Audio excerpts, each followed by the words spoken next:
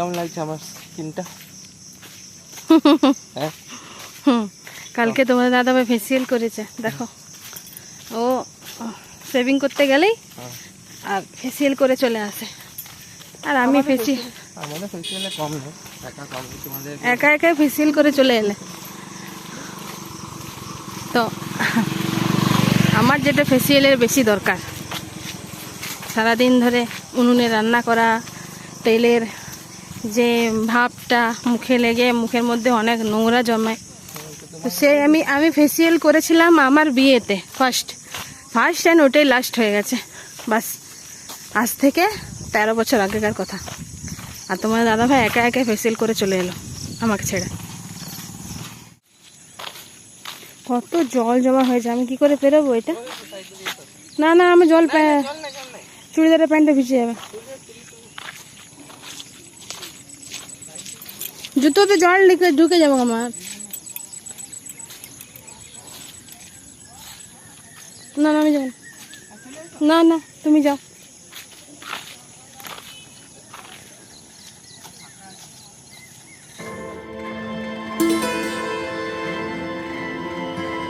Good morning everyone, welcome back to my channel. তোমাদের সবাইকে স্বাগত জানাই আমার আরেকটা নতুন ভিডিওতে। আজকে মেঘলা মেঘলা ওয়েদার, রোদ দেয়নি কিন্তু প্রচণ্ড গরম লাগছে। এখানে ব্রিজটাতে এসেছি একটু হাওয়া খাওয়ার জন্য, ঠান্ডা ঠান্ডা বাতাস দিচ্ছে, ভালো লাগছে, মন প্রাণ একদম জুড়িয়ে যাচ্ছে। আর কখন যে ঝমঝম করে বৃষ্টি নেমে পড়বে কোনো গ্যারান্টি নেই। আর ছাতাও আনিনি, এখন মেয়েকে তো পৌঁছতে এসেছিলাম স্কুলে, ছাতা নিয়ে আসা হয়নি, ভিজলে একদম দুজনেই ভিজবো। তো নদীতে সামান্য একটু জল হয়েছে, চলো তোমাদের সামনে। তো এই যে নদীতে একটু জল হয়েছে, মানে ছোট্ট নালার থেকে বড় নালার সৃষ্টি হয়েছে, কিন্তু ওই যে দূরে স্রোতটা একটু আছে, ওই জায়গাটাতে স্রোতটা একটু বেশি বোঝা যাচ্ছে, মানে জলের ওখানে পরিমাণটা একটু বেশি আছে, কিন্তু এখানে নেই। এখানে দেখো একদম হালকা হালকাভাবে জলটা বইছে। তোমার দাদা ভাই আমার সঙ্গে এরকম অন্যায়টা করতে পারলো। দেখো আমার যদিও সময় নেই ফেসিয়াল করতে যাওয়ার মতো, ওখানে বসে থাকো মুখে প্যাক লাগিয়ে 2 ঘন্টা 3 ঘন্টা, আমার অত ধৈর্যও নেই। আর বাড়িতে বাচ্চাগুলো জ্বালাবে, আমি যদি নিজে রূপচর্চা করতে যাই তাহলে তো কি বলবো, বাড়ি সদ্য মাথায় করবে। তো তাই আমার যাওয়া হয়ে ওঠে না। আর ফেসিয়াল আমার সেরকমভাবে মানে করবার মতো এনার্জিও নেই। যদি পার্টি বা কোনো অকেশন হলো তখন তো করাতেই হবে। মুখের মধ্যে যে ডার্ক সার্কেলগুলো হয়ে যায়, প্লাস মুখের মধ্যে যেগুলো তেল ধুলো ময়লা জমা পড়ে, যেগুলো আমাদের যে রোমকূপগুলো বন্ধ হয়ে যায়, তো সেগুলো তো ক্লিন করার জন্য তো মাঝে মাঝে ফেসিয়াল করা অনেকটাই দরকার। কিন্তু আমাদের হোম রেমেডি অনেক কিছুই থাকে, সেগুলো যদি ট্রাই করা যায় তাহলে অনেক, যেরকম মুলতানি মিট্টিটা লাগালেও হবে। কিন্তু আমার ছেলের যে যা প্রবলেম হলো কয়েকদিন ধরে, তো আমার ভয় লেগে গেছে যদি আমারও ঠান্ডা লেগে যায়, কারণ মুলতানি মিট্টিটা অনেকটা ঠান্ডা, মুখটায় লাগালে একদম পুরো মুখটা পুরো ঠান্ডা হয়ে যায়। প্রথম একটু জ্বালা করছিল, তারপরে আস্তে আস্তে ঠিক 1 দিন কি 2 দিন লাগিয়েছিলাম, তারপরে ছেলের শরীর খারাপ হয়ে গেল, ভয় লাগছিল যদি আমারও হয়ে যায়, ঠান্ডা লেগে যায়, যদি এখানগুলো পুরো যদি কানের এই সাইডগুলো আরগুলো যদি ঠান্ডা লেগে যায়, তাই ভয় লাগাইনি। তোমার দাদাভাই বলছে লাগানো শুরু করো এবার থেকে।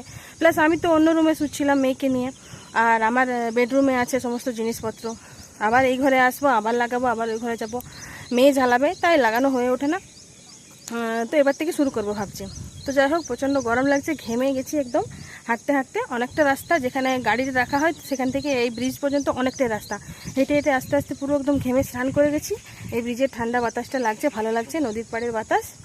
তো বেশিক্ষণ থাকবো না, বাড়ি ফিরে যাব, কারণ বাড়িতেও কাজ আছে। আর কখন যে বৃষ্টি নেমে পড়বে বুঝতে পারা যাচ্ছে না, কোনো গ্যারেন্টি নেই, বর্ষাকালের মেঘ, কোনো গ্যারেন্টি নেই। আর তোমার দাদাভাই ওখানে দাঁড়িয়ে দাঁড়িয়ে ও জল দেখছে, এই দেখো। কি করছো?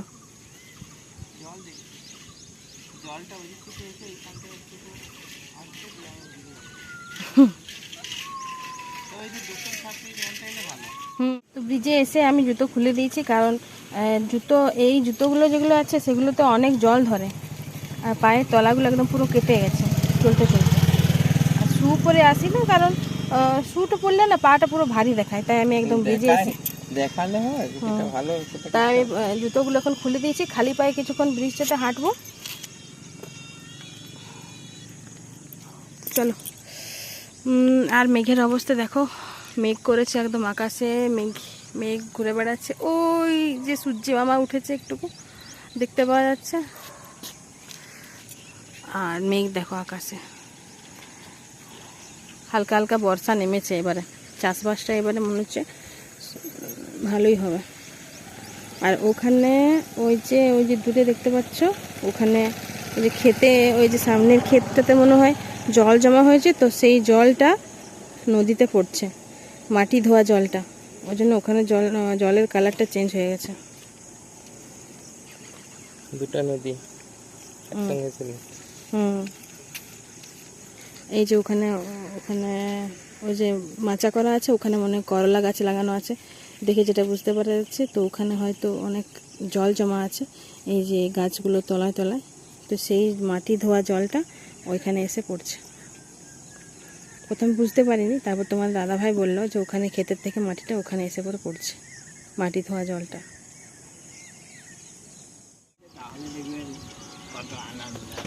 আমরা তো মাংস কেটে দিচ্ছি এক বছর দেখে, খুব ভালো। তো বন্ধুরা, মর্নিং ওয়াক করতে যাওয়ার সময় অনেকের সঙ্গে পরিচয় হয়ে যায়। এই যে একজন কাকু আছেন, এনার সঙ্গেও অনেক দিনেই পরিচয়, খুবই ভালো মানুষ, আর সবাইকার সঙ্গে দেখা হলেই কথা বলেন, আর খুবই কৃষ্ণ ভক্ত। তিনিও আমাকে কিছু কথা বললেন, ওই মানে শারীরিক ব্যাপারেই কথা হচ্ছিল। তো উনি প্রত্যেক দিন হাঁটতে আসেন এবং প্রত্যেক দিন ছোটো ছোটো লাইট ব্যায়াম করেন, এবং বলছিল যে কিভাবে সময় মতো যদি আমরা খাওয়া দাওয়া করতে পারি, তাহলে আমাদের শরীর কিন্তু সবসময় সুস্থ থাকবে। তা আমাদের পেট কোনো দিনই খালি রাখা চলবে না, এটাই তিনি আমাকে বলছিলেন। যদিও আমরা সবাই সেটা জানি, কিন্তু আমরা কেউ করি না। তো মর্নিং ওয়াক থেকে এসে 2 কাপ লেবু জল করছি।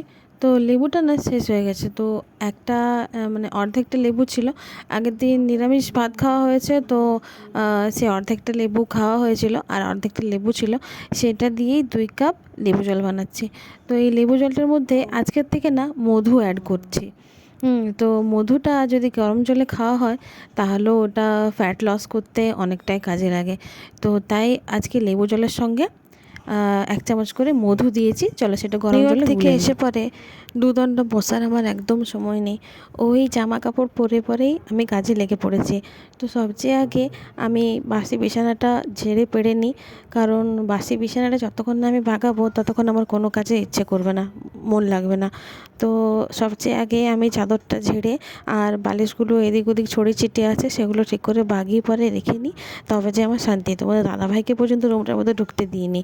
তো যদিও উঠে এসে পড়ছে, বাইরে জুতো খুলছিল, যেহেতু শু পরে যায় তো ওর বাইরে জুতো খুলতে একটু সময় লাগে, আর আমি তো শু পরে যাই না, প্লাস আঙুলগুলো না আমার পুরো একদম জলে জলে কেটে গেছে, এত ব্যথা করছে পাগুলো।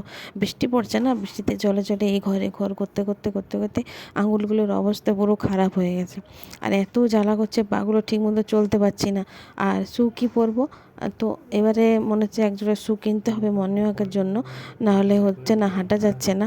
আর এই যে প্লাস্টিকের যেগুলো জুতোগুলো পরে যায়, ওগুলো যদি একটু বাই চান্স যদি ভিজে যায় তাহলে ওগুলো প্লাস্টিকের ঠিক কথাই, কিন্তু কিসের দিয়ে তৈরি বুঝতে পারছি না, ওটার মধ্যে যদি জল ঢুকে যায় না, ওটা শুকাতে শুকাতে এত সময় লাগে, যতক্ষণ না চঞ্চনে রোদটা দিবে ওইটার মধ্যে জুতোটাকে অনেকক্ষণ ধরে ফেলে রেখে দেবো, জলটা পুরো ঝরে যাবে, ততক্ষণ মধ্যে ওটার থেকে জলটা ঝরবে না। মানে এত এই জুতোগুলো যেরকম পরতে আরাম, কিন্তু সেরকমভাবে একটা ওর কী বলবো, ওটার একটা কুফলও আছে। এই জুতোগুলো পরে আমি মর্নিং ওয়াক যতদিন যাচ্ছি ততদিন আমার পায়ের অবস্থা পুরো খারাপ, মানে এই বর্ষার দিনে আর কি। যদিও বর্ষা ঠিকমতো এখনও পর্যন্ত পড়েনি, তবুও যদি বৃষ্টিটা হচ্ছে, বৃষ্টির মধ্যে যদি জুতোটা কোনো দিন যদি আমি ফেলে রেখে দিই তাহলে আমার পায়ের অবস্থা পুরো খারাপ হয়ে যাবে। কিন্তু এমনিতেও রান্নাঘর যাচ্ছি, এই ঘরে আসছি একবার দুবার, এমনি করে করে যাওয়া আসা করে করে পায়ের অবস্থা পুরো খারাপ। তো যাই হোক, চলো, আমার বিছানাপত্র বাগানো কমপ্লিট হয়ে গেছে, এবারে বিছানাপত্র বাগিয়ে পরে একদম আমি রান্না করে যাব, খাবার দাবার করে স্নান করে পুজো দেবো। একই বর্ষাকাল, মানে মাথাটা তো এই ঘর ও ঘর করতে করতে ভিজেই যাচ্ছে, প্লাস আজকে আবার মাথায় স্নান করেছি, তাহলে কি বলবে, সেই মোড়ার ওপর যেন খাড়ার ঘা হয় সেরকম অবস্থা। মাথাটা তো ভেজা থাকছেই, প্লাস ঘামেও ভিজছে আর বৃষ্টিতেও ভিজছে। তো তাই চুলটা খোলাই রেখেছি। আর খাবারের মধ্যে একটা যদি চুল পেয়ে যায় তাহলে তোমার দাদাভাই আর খাবেই না। তো খুব ভয়ে ভয়ে থাকি। যদিও আমার সমস্ত রান্না কমপ্লিট হয়ে যাবার মুখে, কিছু কিছু রান্না এখনও পর্যন্ত আছে, যেগুলো রান্না হয়ে যাচ্ছে সেগুলো আমি চটপট ওই ঘরে রেখে দিয়ে আসছি। আর মেয়েটার দিকে একবার করে তাকাচ্ছি আর একবার করে রান্নাঘরে কাজ করছি, কারণ বাইরে সমস্ত জামা কাপড় মেলা আছে। ওই জামা কাপড়গুলো এত কষ্ট করে শুকাতে হচ্ছে, এই বর্ষার দিনে এত কষ্ট হয়। আর ছাদ যাওয়ার মতন পরিস্থিতি নেই, কারণ এমনি হড়বড় করে ছাদে যাব, পড়ে গিয়ে একবারে সব যাবে। তো চলো রান্না বান্নাটা চটপট যেটুকু আছে কমপ্লিট করি। ওইখানে না অল্প পরিমাণে পোস্ত ভিজতে দিয়েছি, কারণ এটা না যাবে মিক্সিতে বাটা না কিছু, তাই এটা ভাবছি শিলনোড়াতে বেটে নেবো। আর এখানে আমি কন্ত্রি ভেজেছি, এই মাত্র নামালাম। আর এখন আমি লাউয়ের তরকারি বসাচ্ছি, লাউ দিয়ে ছোলার ডাল দিয়ে বানাবো। আজকে নিরামিষই রান্না করব, তো চলো লাউটা দিয়ে দিই।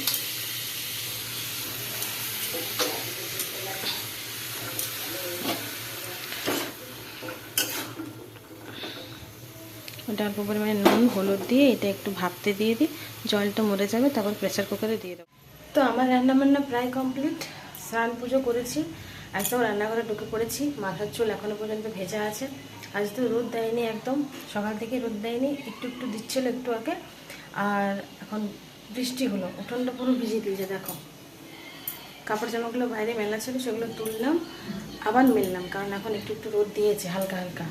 আর ওই যে মেঘ কুড়কুড় করছে, এখনো পর্যন্ত মনে হচ্ছে আরও বৃষ্টি হবে। ছেলে এখনো পর্যন্ত স্কুল থেকে আসেনি, এবার চলে আসবে একটু পরে।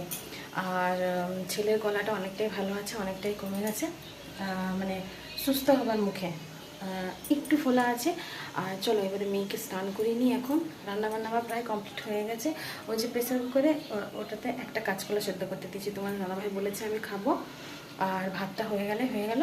চলো তবে বেলা হচ্ছে এখন মনে হয় 12:30 পৌনে 1 বাজবে। মেয়েকে স্নান করে আবার খালি বৃষ্টি আসছে আর বন্ধ হয়ে যাচ্ছে। দেখো উঠোনটা আবার ভিজিয়ে দিল।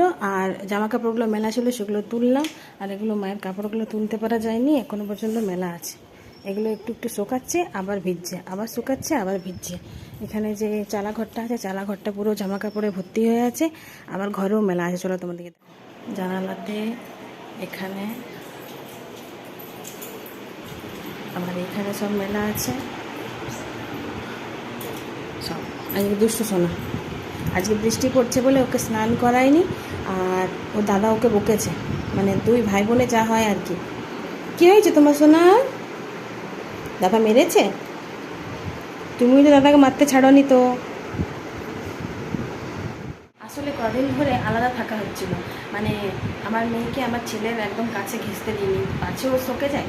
মানে এটা না ভাইরাস ঘটিত। আমার ছেলেও স্কুল থেকে নিয়ে এসেছিলো, আর তোর হয়ে গেছিলো। তো 5 থেকে 15 বছর অবধি বাচ্চাদের বেশি রিস্ক, বড়দের অতটা নেই, তাই ওকে একদম ঘেঁষতে দিইনি। এখন যাই আমার ছেলে একটু একটু ভালো হয়ে এসেছে, তাই। আর প্লাস আমার মা বাবা এসেছিলো, মা বাবা তো আমার ছেলের কাছে যাবেই দেখার জন্য। আর মা বাবার কাছে কাছে আমার মেয়ে ঘুরে বেড়াচ্ছিল।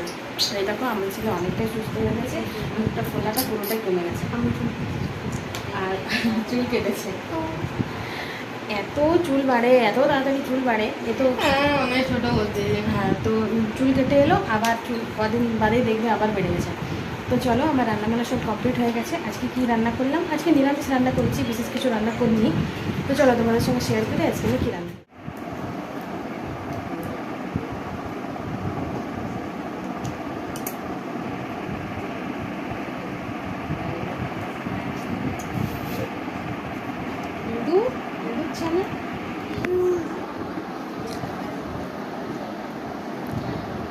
এই বেদানাগুলো তোমাদের দাদাভাই আজ থেকে মনে হয় 1 সপ্তাহ আগে এনেছে। ছাড়াবো করে ছাড়াই হয়নি, সময়ও পাইনি। তো আজকে তাড়াতাড়ি রান্নাবান্না হয়ে গেছে, তাই। আর এটা সকালবেলায় বার করে দেখছি উপরটা এখানটা পুরোটা কেমন মানে ফাঙ্গাসের মতো হয়ে গেছে। তো ওটা কেটে, ওই জায়গাটা কেটে ফেলে দিলাম। আর এই যে এখন ছাড়াচ্ছি, তো ছাড়িয়ে রাখবো কি, আমার মেয়ে ছাড়াতে ওতে খেয়েই নিয়েছে। ওই দেখো